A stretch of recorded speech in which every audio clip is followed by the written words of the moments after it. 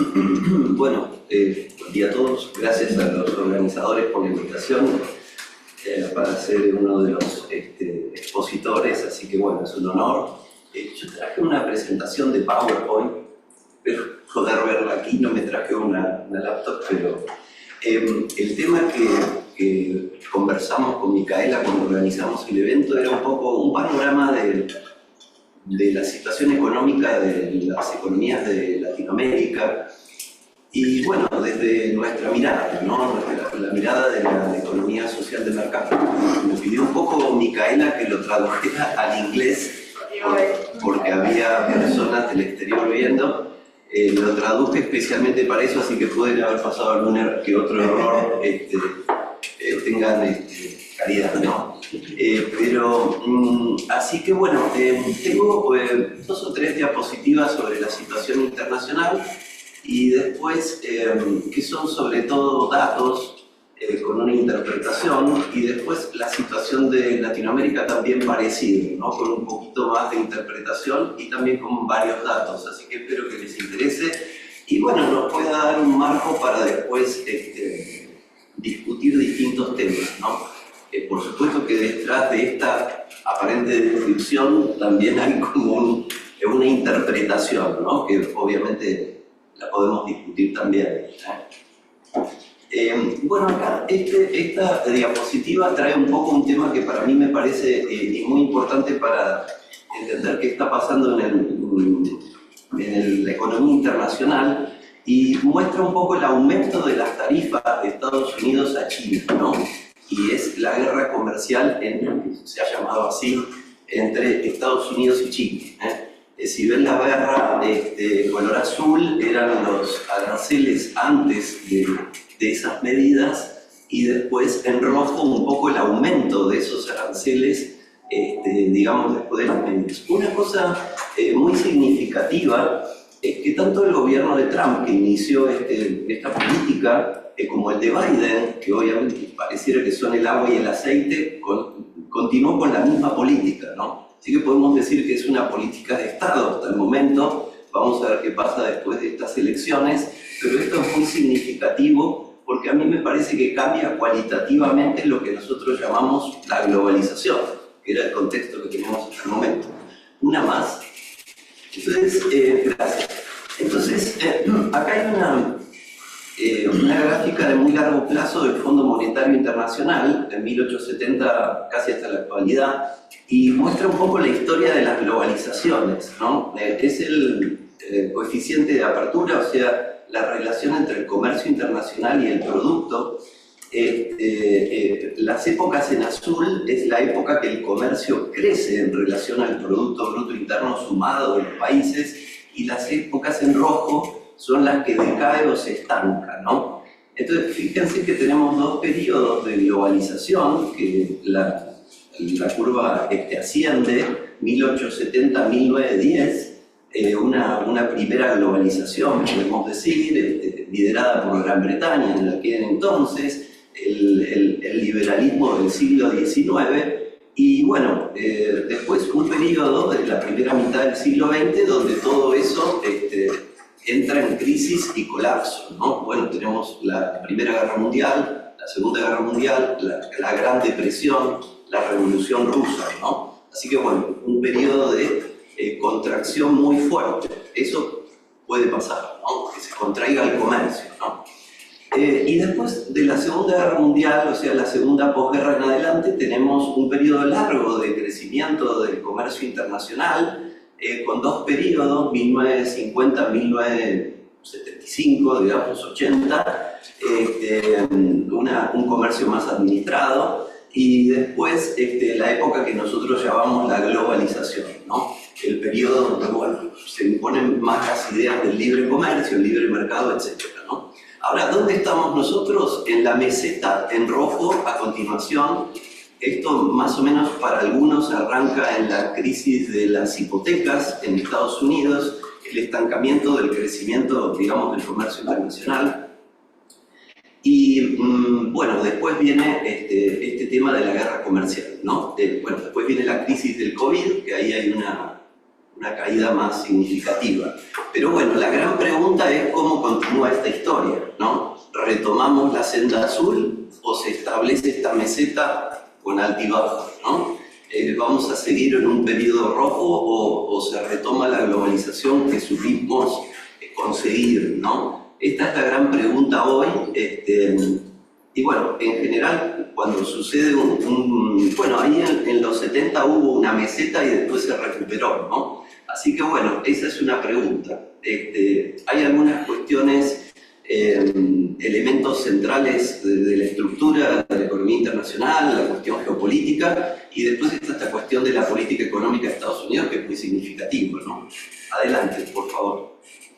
Bueno, acá una cosa que en definitiva es el dato de lo que estuvo, que refleja un poco muchas de las cosas que estuvo contando Lourdes y que lo describió tan bien y con muchísimo más detalle, pero es que a nivel internacional, según Freedom House, digamos, los países, que clasifican los países en 3 categorías: libres, medianamente libres y menos libres, digamos. Desde el año 2006 en adelante, los países que pasan de las categorías libres a las menos libres son mayores, que son las barras naranja, le ganan a los países que pasan de menos libres a libres, ¿no? Según los indicadores que toman, ¿no? Una más, por favor. Ahí tenemos un mapa, tenemos las zonas en verde, son las zonas libres. Después están los parcialmente libres en amarillo y los no libres en violeta, ¿no? Así que bueno, nosotros en el hemisferio occidental, como a veces se dice, estamos en una zona relativamente libre, y Europa también, ¿no? Así que bueno, este es más o menos el mundo en que estamos. Y una más, por favor. Y acá pueden ver la medida económica de lo que representa esto, ¿no? Si tomamos el Producto Bruto de los distintos países en verde y lo ponemos ahí en azul, esa es la capacidad económica de los países libres. Después tenemos en gris los parcialmente libres y después tenemos en negro, digamos, los otros, ¿no? O sea que es una capacidad de influencia sobre la economía internacional creciente también, ¿no? Así que bueno, estos son desafíos, ¿no? Adelante, por favor. Bueno, ¿cómo se interpreta el cambio de política en Estados Unidos a la guerra comercial? Bueno, a mí me parece que esta diapositiva muestra bastante bien un elemento muy importante. Ahí no se ve bien, son 2 planiferios. El de arriba es el año 2000, y el de abajo es el 2020, y refleja en rojo si los países que tienen un intercambio mayor con China que con Estados Unidos. Y en azul, los que tienen un intercambio comercial mayor con Estados Unidos que con China, ¿no? Entonces, si tomamos el planiferio de arriba, que es casi todo azul, y el mundo se pone todo colorado, ¿no? Entonces, eso es lo que pasó en 20 años, y por qué también Estados Unidos está viendo que, me da la impresión a mí, ¿no? Que la globalización estuvo favoreciendo más a China que a Estados Unidos. China es una potencia exportadora y también es como tiene un impulso muy fuerte de la industria manufacturera, es un consumidor muy ávido de alimentos, materias primas, energía, etc. Por lo tanto, es un gran importador también, ¿no? Entonces, por eso pasa algo raro hoy. Estados Unidos empieza a adoptar una política más proteccionista que antes, y China habla de expandir el comercio, ¿no? Y Xi Jinping habla mucho del win-win, ¿no? Una sociedad que mejor para todos quiere decir más comercio, porque eso beneficia sobre todo a China, ¿no? Y Latinoamérica, donde estamos nosotros, tenemos una economía mucho más complementaria con China, sobre todo Sudamérica, que somos un gran proveedor de materias primas y alimentos. Tenemos una economía más complementaria con China que con Estados Unidos, ¿no? Pasa un poco diferente de México para arriba, en Centroamérica, que bueno, está integrada en las cadenas de valor con Estados Unidos y Canadá, sobre todo por el NAFTA en México, ¿no? Una más, por favor. Bueno, entonces, ¿qué conclusiones? Bueno, hay una especie de proteccionismo selectivo de parte de Estados Unidos que está cambiando un poco el contexto de la economía internacional. Esto está haciendo también que China se ralentice su crecimiento. De las décadas de crecimiento de 10-11% anual, estamos alrededor del 4, ¿no? 4,5% anual. Ha bajado el ritmo de crecimiento a la mitad, y eso quiere decir que la economía internacional se frena, ¿no? Y que los precios de los commodities, que son muy significativos para nosotros, tienen en esto una variable débil, ¿no? Una más, por favor. Hay también un cambio muy importante en lo que se llaman las cadenas de valor global. En inglés se ha llamado friendshoring o nearshoring, ¿no? Es decir, traer los eslabones de las cadenas de valor de las grandes corporaciones internacionales, pasarlas de China a otros países. Sobre todo está pasando mucho con el sudeste de Asia, India y México, que son los beneficiados de esta relocalización. Y por otro lado, hay un cambio en los patrones del comercio de China, ¿no? Que sobre todo tenía como grandes clientes Europa y Estados Unidos, y de la crisis de las hipotecas para acá fue cambiando a otros. Está creciendo mucho el comercio con el sudeste de Asia, con Asia Central y con Rusia, ¿no? Así que la región del sudeste de Asia es una de las que tiene el potencial de crecimiento mayor. Así que cuando doy esta conferencia para gente que son exportadores en Argentina, este es el norte, ¿no? Y los precios de los commodities, que son tan importantes para nosotros, acá hay dos tendencias, ¿no? Una economía internacional, una China creciendo menos, más proteccionismo, una tendencia a la baja. Por otro lado, tenemos el aumento de los conflictos militares, que hace que las materias primas sensibles como la energía, los alimentos, etcétera, puedan subir, ¿no? Entonces, pueden subir los precios, pero no son las buenas razones, y nosotros nos gustaría que baje el conflicto, ¿no? Por otro lado, la economía internacional está más ralentizada, ¿no? Eso es un poco una composición de lugar para la región. Una más, por favor. Bueno, Latinoamérica en general, nosotros estamos en Argentina y somos un poco una excepción en eso, ha encontrado un sendero de estabilidad macroeconómica, que como dijo muy bien Mica en su presentación, es un componente importante de una economía humana, ¿no? En términos muy groseros, la estabilidad económica quiere decir no tener mucha inflación, que eso lleva a la gente a la pobreza, y no tener mucho desempleo, que eso también lleva a la gente a la pobreza, ¿no? El problema de la polarización es querer combatir uno de los problemas macroeconómicos sin combatir el otro, ¿no? Es lo que nos pasa con los regímenes a veces tuertos, ¿no? Que ven un problema y no el otro, y bueno, nos llevan de uno al otro, ¿no? Entonces, ha habido mayor estabilidad, la inflación ha sido controlada en la mayor parte de los países, salvo Argentina, Venezuela y algún otro, ¿no? Y eso ha sido un avance importante en la región. Siguiente, por favor. De todos modos, bueno, tenemos esta dependencia en las materias primas, sobre todo de Centroamérica para abajo, y las mejoras sociales del crecimiento económico de Latinoamérica por esta mayor estabilidad macroeconómica se están frenando, ¿no? Esto es un desafío obviamente económico y también político, ¿no? En la siguiente creo que tengo algunos datos. Bueno, acá tenemos el crecimiento de varios de los países de la región, con crecimientos muy impresionantes, 2012-2022. Fíjense, Argentina y Brasil, que son dos de las economías más grandes, no tan bien, Brasil un poquito mejor que Argentina. Siguiente.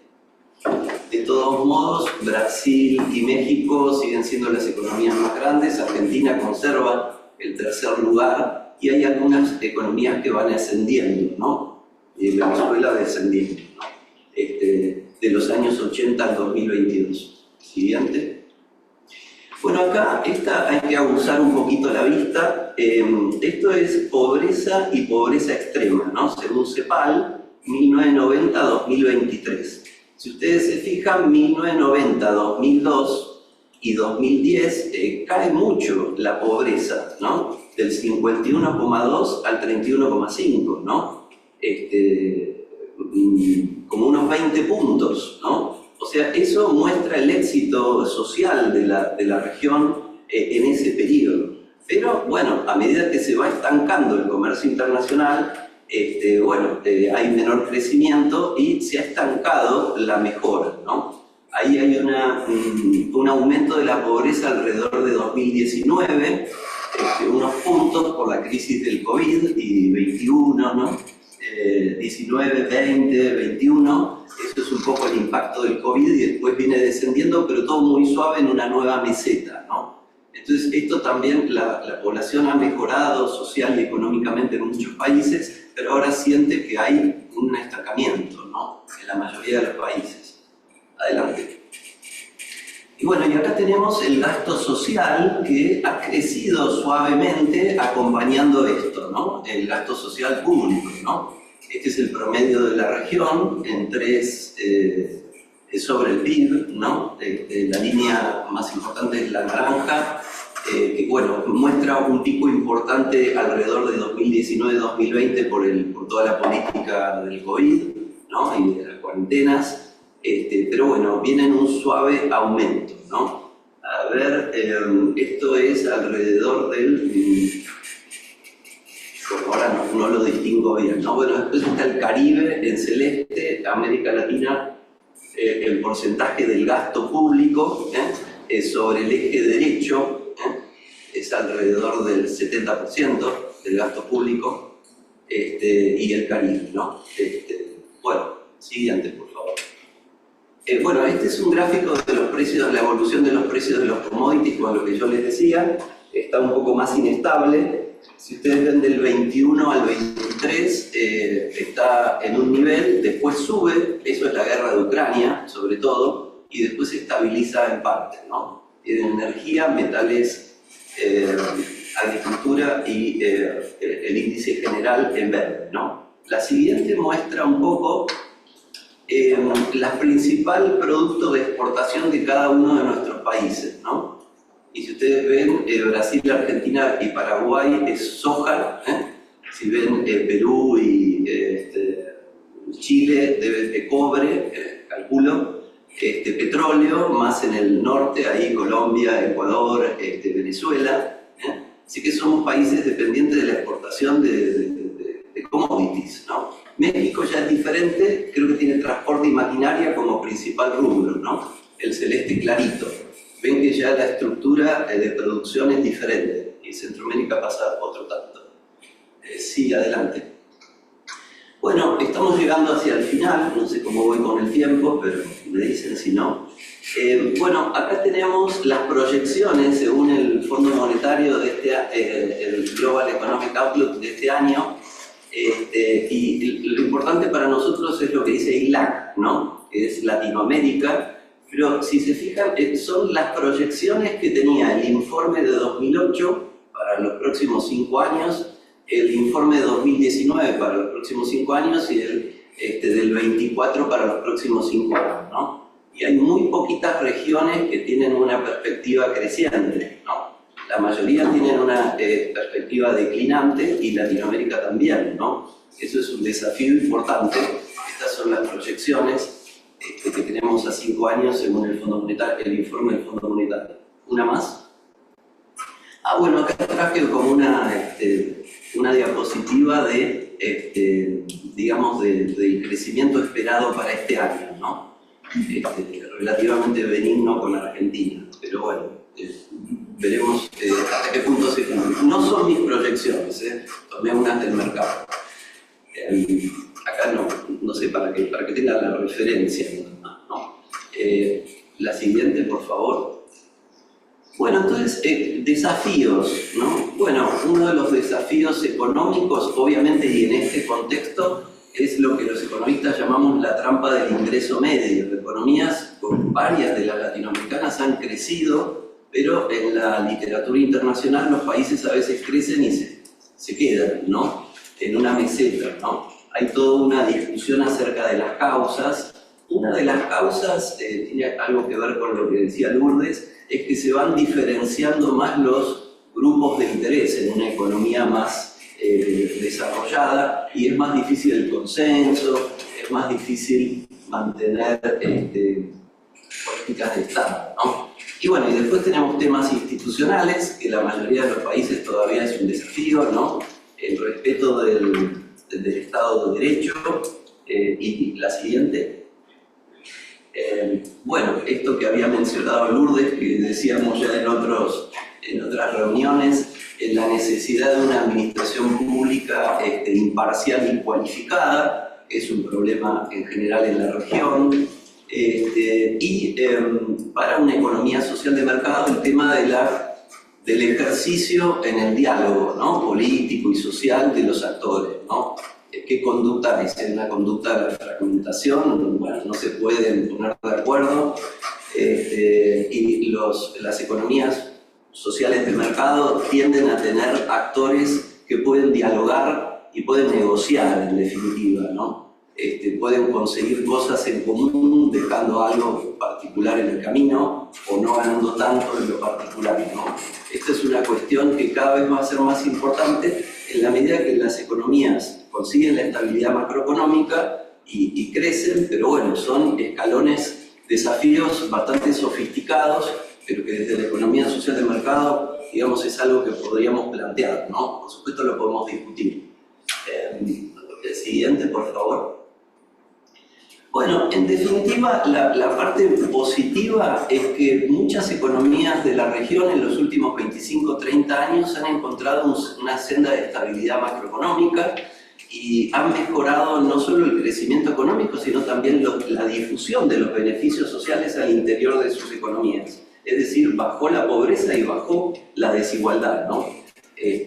No tanto Argentina y Venezuela, por supuesto, pero varios de los otros países. Yo puse aquí un poco los que tienen mejor calidad institucional: Uruguay, Costa Rica, Chile. Después hay otro grupo que viene siguiendo, ¿no? Como Colombia, Paraguay, Perú, como en una segunda oleada de países que consiguen la estabilidad macroeconómica y crecimiento.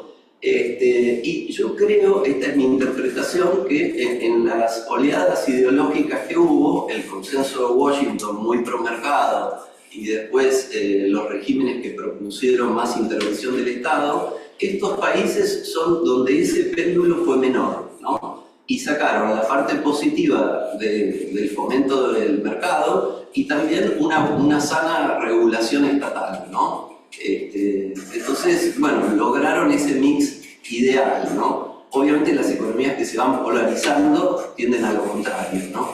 Y los desafíos que estaban presentes, la siguiente, por favor. Entonces, como dijimos al principio, un contexto internacional con mucha mayor incertidumbre, ¿no? Por los conflictos geopolíticos, ¿no? El auge del nacionalismo y los líderes populistas. Y bueno, creemos que la economía social de mercado, esto por supuesto es debatible, sería el marco donde uno puede analizar estos elementos, ¿no? Que les estoy presentando. No me acuerdo si me quedó alguna diapositiva.